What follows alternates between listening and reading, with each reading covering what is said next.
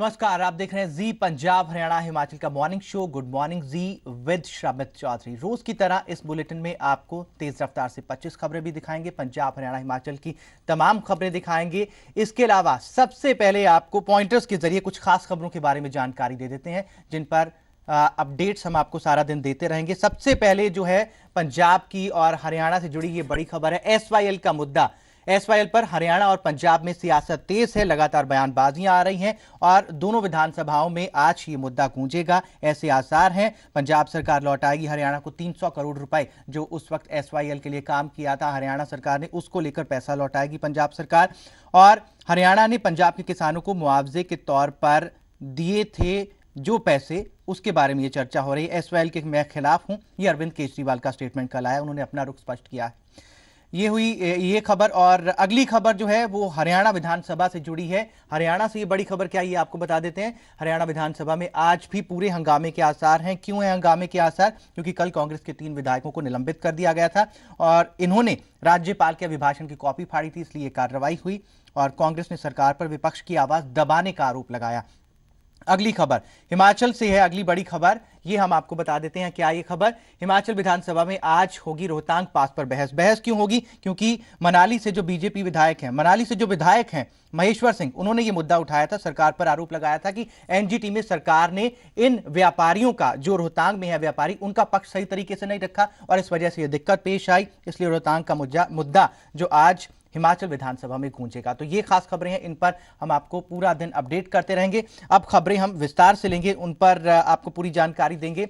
SYL ये मुद्दा काफी अहम है पंजाब और हरियाणा के लिहाज से, इस पर सियासत आगे बढ़ती जा रही है और अब एक कदम और आगे बढ़ाते हुए पंजाब सरकार ने हरियाणा को 300 करोड़ रुपए वापस करने का ऐलान किया। दरअसल ये पैसे हरियाणा की तरफ से पंजाब के किसानों को मुआवजे के तौर पर दिए गए हैं। डिटेल्स इस रिपोर्ट में देखिए।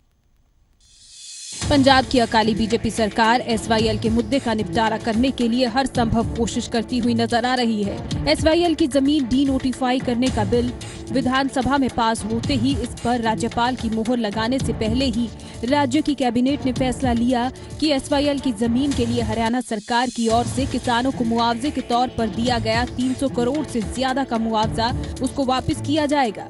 वो क्योंकि हरियाणा गवर्नमेंट ने उस वेले कंपनसेशन पे की थी, इस करके ਅਸੀਂ ਸਮਝਦੇ ਹਾਂ ਕਿ ਉਹ ਕੰਪਨਸੇਸ਼ਨ ਜਿਹੜੀ ਹੈ ਉਹ ਹਰਿਆਣਾ ਨੂੰ ਵਾਪਸ ਚਲੀ ਜਾਣੀ ਚਾਹੀਦੀ ਹੈ। ਅੱਜ ਫੈਸਲਾ ਲਿਆ ਗਿਆ ਕੈਬਨਿਟ ਵੱਲੋਂ ਕਿ ਮੁੱਖ ਮੰਤਰੀ ਸਾਹਿਬ ਉਹਦਾ ਚੈੱਕ ਤਿਆਰ ਕਰਕੇ ਅੱਜ ਉਹ ਹਰਿਆਣਾ ਗਵਰਨਮੈਂਟ ਨੂੰ ਦੇ ਦੇਣਗੇ। 300 ਕਰੋੜ ਤੋਂ ਕੁਝ ਵੱਧ ਅਮਾਉਂਟ ਹੈਗਾ। एसवाईएल की जमीन किसानों को मुफ्त में वापस करने के पीछे सरकार का तर्क है कि इतने सालों से वीरान पड़ी जमीन को दोबारा से कृषि योग्य करने में ही किसानों का काफी खर्च हो जाएगा, इसलिए सारा बोझ सरकार अपने पर लेगी। ਨਹਿਰ ਦਾ ਏਰੀਆ ਜੰਗਲਾਤ ਬਣਿਆ ਪਿਆ, ਉਹਦੇ ਕਰਕੇ ਲਾਗੇ ਦੀਆਂ ਫਸਲਾਂ ਨੂੰ ਵੀ ਨੁਕਸਾਨ ਹੋਇਆ, ਉਹਨੂੰ ਜ਼ਮੀਨ ਠੀਕ ਕਰਨ ਤੇ ਵੀ ਉਹਦਾ ਕਾਫੀ ਪੈਸਾ ਲੱਗ ਜਾਣਾ। ਇਸ ਕਰਕੇ ਕਿਸਾਨ ਤੋਂ ਪੈਸਾ ਰਿਕਵਰ ਨਹੀਂ ਕੀਤਾ ਜਾ ਸਕਦਾ, ਇਸ ਲਈ ਗਵਰਨਮੈਂਟ ਆਪਣੇ ਉੱਤੇ ਬੋਝ ਲੈ ਕੇ ਉਹ ਪੈਸਾ ਵਾਪਸ करे।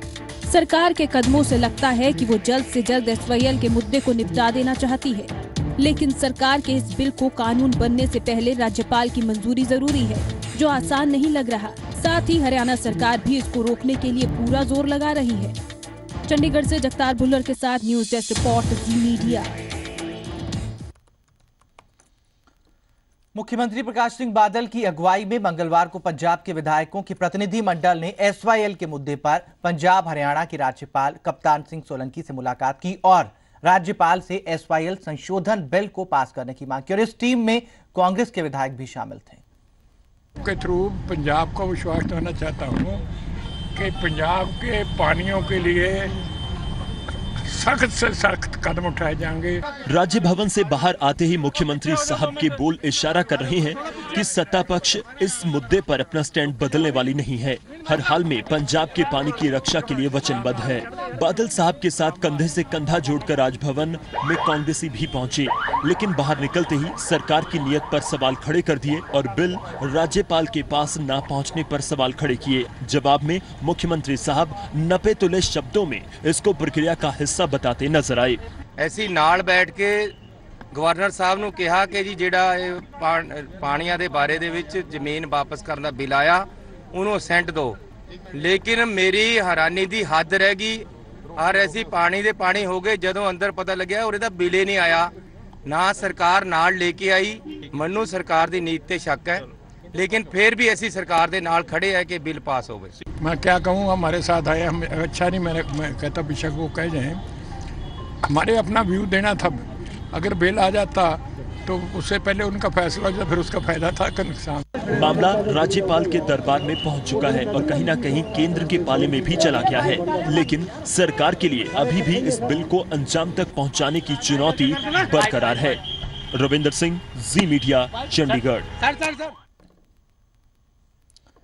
और एसवाईएल का मुद्दा राजभवन पहुंचा तो दोनों सूबों के नेताओं के बीच तल्ख बयानबाजी तेज हो गई। बिल और एक दूसरे के कामकाज को लेकर वार पलटवार का दौर जारी है। एसवाईएल के मसले की गूंज पंजाब, हरियाणा से लेकर दिल्ली तक सुनने को मिल रही है। दोनों प्रदेशों की सरकारों ने अपने अपने स्तर पर कार्रवाई शुरू की हुई है। पंजाब सरकार ने बिल के जरिए सभी पार्टियों को मुश्किल में डाल दिया है। प्रदेश के उप मुख्यमंत्री ने हरियाणा सरकार को नसीहत देते हुए अपने काम की तरफ ध्यान देने को कहा, तो वहीं विक्रम सिंह मजीठिया ने सख्त शब्दों में पानी की एक भी बूंद हरियाणा को ना देने की बात कही। वो अपना काम करें, हम अपना काम करें। हरियाणा जो मर्जी कहे जी, एक बूंद पानी पंजाब दा नहीं जाऊगा, साडी लाशां दे उत्तों जाऊगा। पंजाब में सियासत उफान पर है तो हरियाणा सरकार के लिए भी हालात मुश्किल वाले बने हुए हैं। प्रदेश के सीएम इसको गैर संवैधानिक बिल करार दे रहे हैं और विरोधी पार्टियां प्रदेश सरकार की कारगुजारी पर सवाल उठा रही हैं। ये प्रस्ताव जो है एकदम संविधान की जो मर्यादा है उसके खिलाफ है और एक प्रकार का असंवैधानिक है, इसलिए हमारी अपील रहेगी कि उसके ऊपर साइन न करें। पंजाब का अपना काम है, लेकिन भारतीय जनता पार्टी का जो रुख है वो आज भी स्पष्ट नहीं है। पिछले 3 दशकों से उलझा यह मुद्दा अब चल रही सरगर्मियों की वजह से और ज्यादा उलझता जा रहा है। 30 साल बीत चुके हैं, ना तो कानूनी स्तर पर, ना सियासी और ना ही सामाजिक स्तर पर इस मसले का कोई हल अभी तक निकला है। चंडीगढ़ से जगतार भुल्लर के साथ कुलबीर दीवान, जी मीडिया। कांग्रेस, बीजेपी और शिरोमणि अकाली दल इस तरफ एसवाईएल के मुद्दे पर आमने सामने हैं या फिर एक दूसरे के साथ है, नहीं भी हैं। और इस बीच आम आदमी पार्टी ने अपना स्टैंड साफ किया है इस मुद्दे पर और एसवाईएल पर बोलते हुए केजरीवाल ने कहा कि पंजाब में पानी की कमी है, ऐसे में वो एसवाईएल के खिलाफ है। मंगलवार को जालंधर के गांव सीचेवाल पहुंचे अरविंद केजरीवाल ने संत बलबीर सिंह सीचेवाल से मुलाकात भी की और कहा कि पूरे पंजाब में सीचेवाल मॉडल लागू किया जाएगा। पंजाब दौरे पर आए अरविंद केजरीवाल जालंधर के गांव सीचेवाल पहुंचे। वहां उन्होंने पर्यावरण के लिए काम करने वाले संत बलबीर सिंह सीचेवाल से मुलाकात की। मुलाकात के दौरान केजरीवाल ने सीचेवाल मॉडल के बारे में जाना और ये ऐलान किया कि पंजाब में आम आदमी पार्टी की सरकार आने पर पूरे पंजाब में सीचेवाल मॉडल लागू किया जाएगा। मैं उम्मीद करता हूं कि जब पंजाब के अंदर आम आदमी पार्टी की सरकार बनेगी तो इस मॉडल को गांव-गांव के अंदर लागू करने की कोशिश करेंगे। साथ ही दिल्ली में यमुना की सफाई के लिए भी संत सीचेवाल की मदद लेने की बात केजरीवाल ने कही।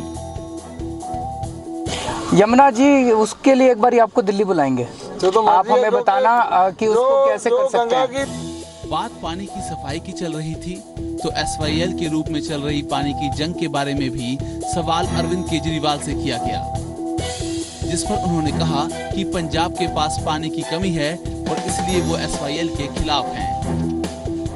बता दूं कि हम एसवाईएल के खिलाफ हैं क्योंकि पंजाब की पानी की जो रिक्वायरमेंट है वो सबसे महत्वपूर्ण है और पंजाब में इस वक्त पानी की कमी है, तो हम उसके खिलाफ हैं। बात पानी की जंग की हो या पानी को प्रदूषण से बचाने की, अरविंद केजरीवाल हर मुद्दे पर बयान 2017 के विधानसभा चुनाव के मद्देनजर ही दे रहे हैं और फिलहाल पंजाब की आवाम को अपनी पार्टी के साथ जोड़ना ही उनके मुख्य लक्ष्य के रूप में नजर आ रहा है। संदीप ओबराय, जी मीडिया, जालंधर। पंजाब के दलित वोट बैंक पर अब आम आदमी पार्टी की नजर है और काशीराम के जन्मदिन पर दिल्ली के सीएम अरविंद केजरीवाल काशीराम के घर बुंगा साहिब जाकर उन्हें श्रद्धांजलि देने पहुंचे तो जालंधर के सचखंड बल्ला भी पहुंचे और यहां पर दलितों का आधार माना जाता है। मिशन 2017 को फतेह करने के लिए आम आदमी पार्टी पंजाब के सबसे बड़े वोट बैंक पर नजर लगाकर बैठी है। आम आदमी पार्टी के संयोजक अरविंद केजरीवाल इस मिशन के तहत पंजाब के दौरे पर थे। 15 मार्च को कांशीराम का जन्म दिवस होने की वजह से केजरीवाल ने खास इस दिन को चुना था। केजरीवाल कांशीराम के पुस्तैनी गांव पृथ्वीपुर भोंगा साहब पहुंचे, जहां केजरीवाल ने प्रदेश सरकार को दलित विरोधी बताया और अपनी सरकार आने पर अबोहर कत्लकांड में SIT बनाने का ऐलान कर दिया। सरकार बनेगी, SIT बनाएंगे, स्पेशल जांच दल बनाएंगे और जितने दलितों के खिलाफ इस तरह के मामले हैं वो अगर बंद भी कर दिए तो दोबारा खुलवाएंगे, दोबारा उनकी जांच करवाएंगे। पंजाब में दलित समुदाय में कांशीराम का बड़ा रुतबा है। केजरीवाल इस बात को जानते थे, इसलिए उन्होंने कांशीराम को भारत रत्न खिताब देने की मांग की। उधर पंजाब आने से पहले दिल्ली में मायावती ने भी कांशीराम के लिए भारत रत्न की मांग की। दिल से ये मांग करता हूं, मुझे लगता है आजादी के बाद जितना काम माननीय कांशीराम जी ने किया उसके लिए उनको भारत रत्न मिलना चाहिए। ऐसे महान व्यक्तित्व को भारत रत्न की उपाधि से सम्मानित करना। वहीं कांशीराम के परिवार ने उन चर्चाओं को खारिज कर दिया जिसमें कहा जा रहा था कि कांशीराम का परिवार आम आदमी पार्टी में शामिल हो सकता है। अगर आम आदमी पार्टी आपको अप्रोच करते है कि उनके साथ शामिल होने के लिए, तो क्या आप जाएंगे? नहीं, मैं नहीं जाएगी। परिवार का कोई सदस्य नहीं, परिवार का कोई नहीं जाएगा। होर दी मैं किसी की जिम्मेवारी नहीं कर सकती। उधर अकाली दल और कांग्रेस ने केजरीवाल के दलित प्रेम पर सवाल खड़े किए हैं। अकाली दल का कहना है कि दलितों के लिए पंजाब सरकार ने आटा दाल जैसी कई स्कीमें शुरू की हैं। दिल्ली सरकार ने अब तक दलितों के लिए क्या किया है? केवल इतना ही नहीं, SYL के मुद्दे पर भी अकाली दल ने केजरीवाल को स्टैंड स्पष्ट करने की चुनौती दी है। वहीं कांग्रेस केजरीवाल के दौरे को ज्यादा तवज्जो नहीं दे रही है। केजरीवाल साहब पहला अपना स्पष्ट कर दें कि वो SYL के मुद्दे में पंजाब के साथ खड़े हैं कि पंजाब के विरोध में खड़े हैं, पहले ये स्पष्ट करें। आम आदमी पार्टी दे केजरीवाल जी हों, BSP दी बीबी आवे मायावती जी, पंजाब बड़ी अच्छी घूमन वास्ते जगह हैगी है, घूम फिर के जान, मिलना मिलाना इत्थे ते कुछ नहीं। उधर कांशीराम के घर जाने के बाद केजरीवाल अनंतपुर साहब में भी माथा टेकने गए और उसके बाद केजरीवाल दोआबे में दलित भाईचारे में काफी असर रखने वाले डेरा सचखंड बल्ला भी गए। ऊपर से पुनीत परिंजा के साथ Rajan Gosai, Zee media, Jalandhar. BSP supremo Mayawati ने पंजाब के नवां शहर में सूबे में अपने दम पर सरकार बनाने का दम भरा और इस दौरान पंजाब में सभी दलों पर दलितों और पिछड़ों की अनदेखी का आरोप भी लगाया। पंजाब में दलितों को लुभाने के लिए आम आदमी पार्टी और कांग्रेस हर संभव कोशिश कर रही है। पंजाब कांग्रेस तो बसपा से गठबंधन की फिराक में भी है, लेकिन मायावती ने इस कोशिश को करारा झटका दिया है। बसपा सुप्रीमो ने नवां शहर में ऐलान किया है कि पार्टी पंजाब में किसी से भी हाथ नहीं मिलाएगी और पार्टी पंजाब में अपने दम पर सरकार बनाएगी। मैं आप लोगों को ये बताना चाहती हूँ कि आज से पंजाब स्टेट में हमारी पार्टी किसी भी पार्टी के साथ किसी भी प्रकार का कोई चुनावी समझौता नहीं करेगी। हमारी पार्टी अकेले अपने बलबूते पर यहाँ पर चुनाव लड़ेगी। दलितों, अकलियतों और पिछड़ों के बलबूते पर यहाँ पर हमारी पार्टी चुनाव लड़ेगी। पंजाब में कांग्रेस, बसपा और लेफ्ट पार्टियों को एक मंच पर लाने की कोशिश में थी, जिसके लिए कैप्टन अमरिंदर सिंह लगातार कोशिशें कर रहे थे, लेकिन मायावती का ताजा बयान कांग्रेस का खेल बिगाड़ने के संकेत दे रहा है। नवां शहर से रमन खोसला, जी मीडिया। और मंगलवार को पंजाब सरकार ने अपने इस कार्यकाल का आखिरी बजट पेश कर दिया। वित्त मंत्री परमिंदर सिंह ढींडसा के बजट में कोई नया टैक्स नहीं लगाया गया है। सरकार इस बजट की सराहना कर रही है और इसे हर वर्ग के हित में बता रही है। पंजाब के वित्त मंत्री परमिंदर सिंह ढींडसा ने अकाली बीजेपी सरकार के इस कार्यकाल का आखिरी बजट पेश कर दिया। ढींडसा के मुताबिक ये बजट प्रदेश के लिए विकास, नौजवानों के लिए रोजगार और आर्थिकता को उभारने वाला है। 86,387 करोड़ रुपए के इस बजट में सबसे खास बात यह है कि इस बजट में ना तो कोई नया टैक्स लगाया गया है और ना ही कोई टैक्स बढ़ाया गया है। सरकार वित्तीय साल के दौरान कोई भी फैसला कर सकती है, वो तो लोड़ अनुसार या वित्तीय हालात अनुसार ये कोई फैसला करना पैंदा है, लोड़ अनुसार असीं करते ही हैं। पर अज दे डेट तक साडा कोई नवा टैक्स लाउण दा विचार। शिक्षा क्षेत्र पर खास ध्यान देते हुए इस बजट में आर्थिक तौर से कमजोर छात्रों की हायर एजुकेशन के लिए 5 लाख तक का कर मुक्त कर्जा देने का फैसला लिया गया है। 400 हाई स्कूलों को सीनियर सेकेंडरी का दर्जा दिया जाएगा। प्रथम क्लास से 12वीं तक लड़कियों को लिखने की सामग्री और स्कूल बैग तक मुफ्त दिए जाएंगे। SC स्कॉलरशिप फंड 100 करोड़ रुपए की बनाई है। साढ़े जो गरीब परिवारों के किसी भी परिवार के बच्चे ने उन्होंने असी 5 लाख तक का लोन, ब्याज मुक्त लोन पढ़ाई वास्ते वो रखे है। कुड़ियां जिहड़ियां लड़कियां ने साड़ियां उन्होंने वास्ते कन्या हेल्थ किट, उन्होंने औरतों लई जिहड़ा है ब्याज आपदे कारोबार शुरू करने लई 9% तो घटा के 5% ब्याज ते उन्होंने जिहड़ा है आर्थिक जिहड़ा है सहयोग देना। इसके साथ ही 200 स्मार्ट गांवों का विकास किया जाएगा। गांव के आर्थिक ढांचे के विकास के लिए 2000 करोड़ रुपए, आटा दाल स्कीम के लिए 700 करोड़, गरीबों को सस्ते मकान की सुविधा, 19,114 करोड़ का निवेश और 1,32,000 लोगों को रोजगार, अनुसूचित जाति स्कॉलरशिप फंड के लिए 100 करोड़ रुपए, युवकों के लिए 200 हुनर विकास केंद्र स्थापित किए जाएंगे, 400 आधुनिक जिम स्थापित किए जाएंगे। पत्रकारों को सरकारी कर्मचारियों के बराबर मेडिकल बीमा का ऐलान किया गया। कुल मिलाकर हर तबके का जिक्र इस बजट में किया गया। जगतार भुल्लर, जी मीडिया, चंडीगढ़। एक तरफ जहां पंजाब सरकार बजट को ऐतिहासिक बता रही है, तो वहीं विपक्ष का कहना है कि इस बजट का वास्तविकता से कोई सरोकार नहीं है। विपक्ष का कहना है कि बजट सिर्फ लंबे चौड़े दावों के आंकड़ों से ही मालामाल है। सत्ता पक्ष ने अपने दूसरे कार्यकाल का आखिरी बजट पेश कर दिया। जैसे कि पहले ही चर्चा थी कि सत्ता पक्ष ने चुनाव में जाने से पहले पेश किए गए इस बजट में हर वर्ग को खुश करने की पूरी कोशिश की है। मुख्यमंत्री प्रकाश सिंह बादल और उप मुख्यमंत्री सुखबीर सिंह बादल इस बजट को ऐतिहासिक बता रहे हैं। हर जो सोसाइटी का अंग है ਉਹਦੀ बेहतरी वास्ते, तरक्की वास्ते, खुशहाली वास्ते, ਉਹਨੂੰ सहूलतां देने वास्ते प्रोविजन है।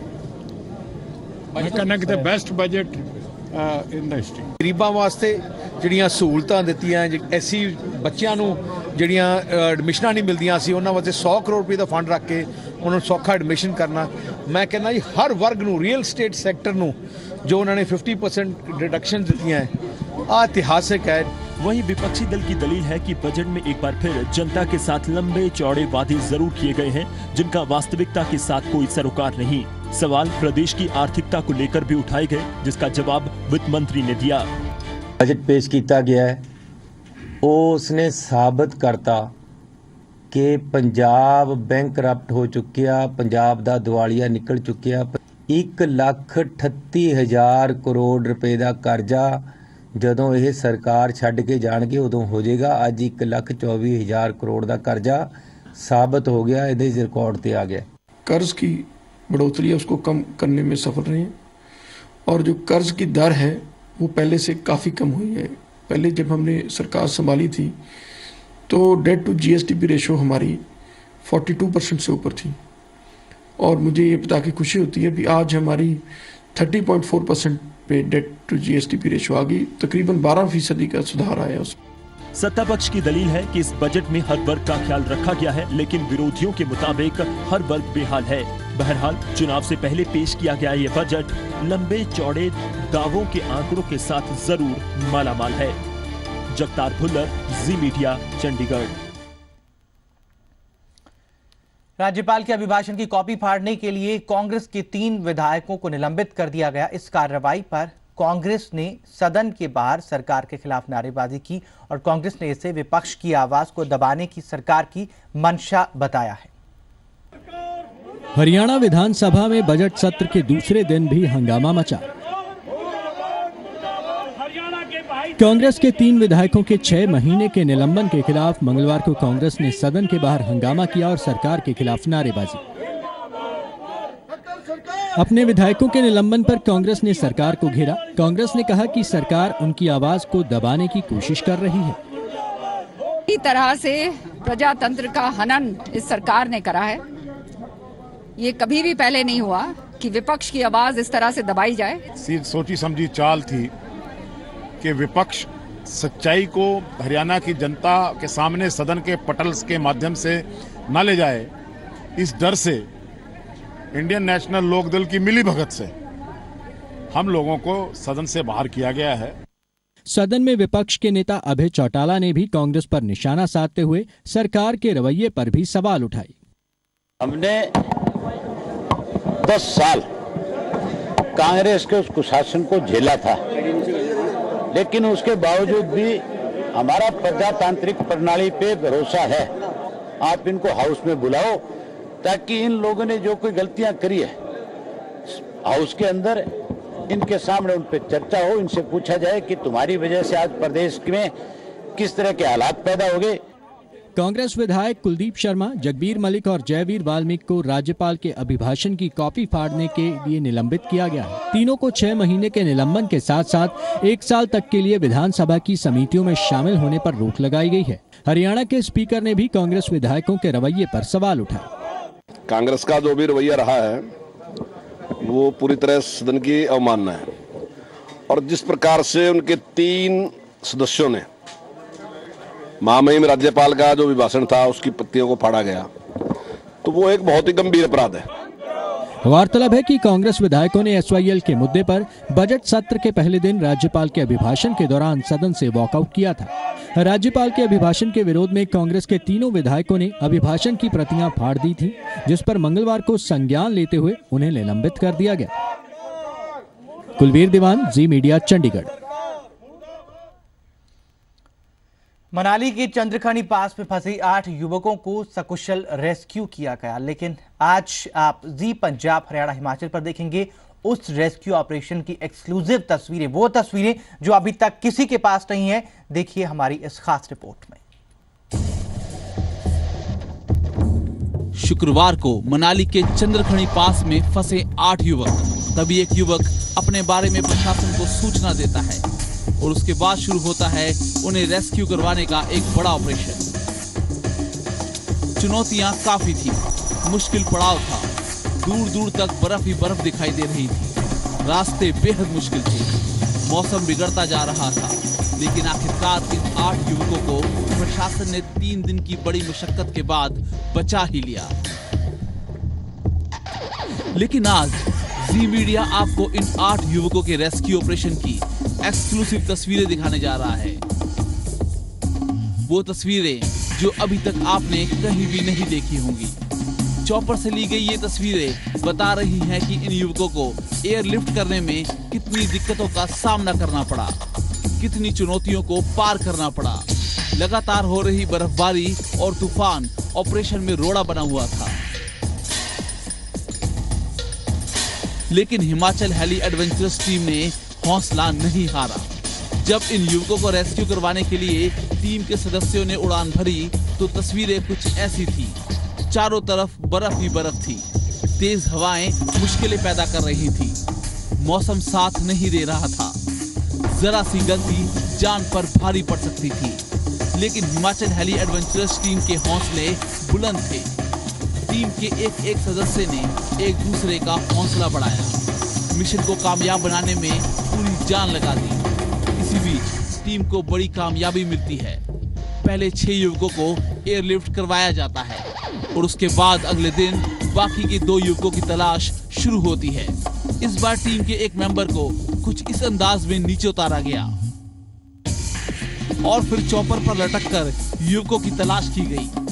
देखिए ये हैरत अंगेज तस्वीरें जो शायद आपने पहले कभी नहीं देखी होंगी। तभी तूफान और बर्फबारी में फंसे युवकों को रेस्क्यू करवाया जाता है। टीम के सदस्यों को देखकर युवकों की जान में जान आती है। देखिए कैसे इन युवकों को एयरलिफ्ट करवाया जा रहा है। इनके चेहरे की मुस्कान बता रही है कि इनका पुनर्जन्म हुआ है। सही मायने में कहें तो हिमाचल हेली एडवेंचरस टीम के एक सदस्य की मेहनत रंग लाई। इन 8 युवकों को बचाने के लिए एडवेंचरस टीम ने पूरा जोर लगा दिया और आखिरकार इन्हें बचा लिया गया। इन युवकों को एयरलिफ्ट करने के बाद पायलट ने कुछ इस अंदाज में विनिंग का निशान दिखाया, यानी ऑपरेशन सफल रहा। संदीप सिंह, जी मीडिया, मनाली। भारत पाकिस्तान के रिश्ते जिंदगी एंटरटेनमेंट चैनल के जरिए जोड़ने के बाद अब जी एंटरटेनमेंट एंटरप्राइजेस लिमिटेड ने एक नया इनिशिएटिव लिया है और इसे नाम दिया है ज़ील फॉर यूनिटी। और इसके जरिए भारत पाकिस्तान के 6 फिल्म डायरेक्टर्स की 12 फिल्में दोनों देशों में दिखाई जाएंगी। इस पूरे इनिशिएटिव पर बात कर रहे हैं जी एंटरटेनमेंट एंटरप्राइजेस लिमिटेड के मैनेजिंग डायरेक्टर पुनीत गोयनका। फिल्में समाज का आईना होती हैं और फिल्में ही समाज को संदेश भी देती हैं और इसी फिल्मों के माध्यम के जरिए अब एक नया प्रयास किया गया है जिसके जरिए पाकिस्तान और भारत के कड़वाहट भरे रिश्तों में मिठास लाने की कोशिश की जा रही है। जी हाँ, ज़ील के जरिए एक ज़ील फॉर यूनिटी नाम के प्रोजेक्ट के जरिए ये कोशिश जो है वो की जा रही है। हमारे साथ ज़ील के ही एमडी मिस्टर पुनीत गोयनका वही मौजूद हैं, उन्हीं से बातचीत करते हैं। जी मिस्टर गोयनका, इस पूरे कॉन्सेप्ट की अगर बात की जाए ज़ील फॉर यूनिटी, सबसे पहले ये आइडिया आया कहाँ से है और हम क्या अचीव करने की कोशिश कर रहे हैं? देखिए, इस आइडिया का इजाद तो मेरी टीम ने किया था, मैं उसमें कोई योगदान नहीं ले सकता, पर मुझे इतना अच्छा लगा वो आइडिया कि मैंने तुरंत उसको ग्रीन लाइट किया। स्टार्टिंग से ही मैं जब छोटा था तो डॉक्टर सुभाष चंद्रा के साथ पाकिस्तान गया था। ये लगभग मेरे ख्याल से अर्ली 90s की बात होगी और मेरे काफ़ी दोस्त भी हैं पाकिस्तान में जिनके साथ मैं पढ़ा हूँ। तो मुझे लगा कि हमेशा पाकिस्तान और हिंदुस्तान के लोगों में कोई गिले शिकवा कुछ नहीं है, हम एक जैसे ही हैं। जो ट्रेलर भी रिलीज हुआ है, 6 पाकिस्तानी फिल्म डायरेक्टर्स हैं और 6 पाकिस्तानी इंडियन डायरेक्टर्स हैं, तो सभी मिलके जो मूवीज़ बनी हैं। लेकिन अब लोगों को इंतज़ार यही है कि मूवीज़ रिलीज़ कब हो रही हैं, क्या पाकिस्तान और भारत में साइमल्टेनियसली रिलीज़ होंगी या क्या क्या वक्त रहेंगे उनके? देखिए, हिंदुस्तान में तो 12 की 12 फिल्में बहुत ही जल्द रिलीज होने। पाकिस्तानी मूवीज या तो हम ऑनलाइन देखते हैं पायरेटेड सीरीज, या हमें लंदन जाके देखनी पड़ती हैं। तो क्या ये भी प्रयास है कि पाकिस्तानी मूवीज भारत में बने भी, हम देख भी पाएं? क्या एक स्टेप फॉरवर्ड दिखता है, हम देख सकते हैं इसको? देखिए, एज ज़ील हमने ज़िंदगी चैनल लॉन्च किया जिसपे स्टार्टिंग से ही पाकिस्तानी शोज़ हमने लॉन्च किए थे। तो इस कंपनी से कुछ भी पॉसिबल है। अभी एक पहला स्टेप है, आगे चल के देखते हैं क्या क्या होता है। राइट। और एक और चीज़ यही है कि क्या अब हम ये मान के चलें कि ये पहला स्टेप था, लेकिन अब आगे आने वाले समय में ये जो है एक लॉन्ग टर्म प्रोसेस ये रहेगा और पाकिस्तान के लोग यहाँ के मूवीज़ बनाएंगे, भारत के लोग पाकिस्तान में जाके मूवीज़ बनाएंगे और एक कल्चरल एक्सचेंज के जरिए अमन और शांति लाने की कोशिश है। देखिए, सबका ऑब्जेक्टिव अमन और शांति है। राइट, बहुत बहुत शुक्रिया बात करने के लिए और उम्मीद यही करते हैं कि ये इनिशिएटिव जो है आगे तरक्की करे और अमन शांति जो हमें जरूर मिले। बहुत बहुत शुक्रिया। आगे हम बढ़ेंगे। अगर इंसान में कुछ करने का जज्बा हो तो जिंदगी हर कठिनाई को पार कर अपनी मंजिल हासिल कर लेती है और ऐसे ही जज्बे की मिसाल झज्जर के गांव धौड़ में देखने को मिली। नविता राजन ने कुछ ऐसा ही किया और देश की सेवा करने के जज्बे से जिंदगी में आगे बढ़ी नविता राजन आर्मी में लेफ्टिनेंट बनी है। मिलिए आर्मी में लेफ्टिनेंट बनी नविता राजन से, जो उन लोगों के मुंह पर एक तमाचा है जो बेटियों को बेटों से कमतर आंकते हैं। बहुत इट्स हाई टाइम कि लोगों को अपना माइंडसेट चेंज कर देना चाहिए, क्योंकि लड़कियां हर फील्ड में बहुत आगे बढ़ गई हैं। ऐसा नहीं है कि लड़कियां अब पेरेंट्स के लिए बोझ हो गई हैं। हौसले और जज्बे की बेहतरीन मिसाल हैं लेफ्टिनेंट नविता राजन, जिन्होंने आर्मी में बेस्ट कैडेट कमीशन हासिल किया है। 12 मार्च को कमीशन हुई हूँ एज अ लेफ्टिनेंट नविता राजन और मेरी फर्स्ट पोस्टिंग आई है गुवाहाटी। मैंने चूज़ किया है ordnance corps, army ordnance corps में जा रही हूँ और मुझे बहुत ज़्यादा खुशी है। ये मेरे पेरेंट्स की वजह से ही और मेरे ग्रैंड पेरेंट्स की वजह से पॉसिबल हो पाया है, जो मेरी फैमिली ने इतना सपोर्ट किया है। जी नविता राजन आर्मी में लेफ्टिनेंट। कौन कहता है कि लड़के ही सब कुछ कर सकते हैं और लड़कियां कुछ नहीं? आपको बता दें कि नविता को ट्रेनिंग बिल्कुल लड़कों की तरह मिली है, यानी मुश्किलों को पार कर नविता राजन लेफ्टिनेंट नविता राजन बनी है।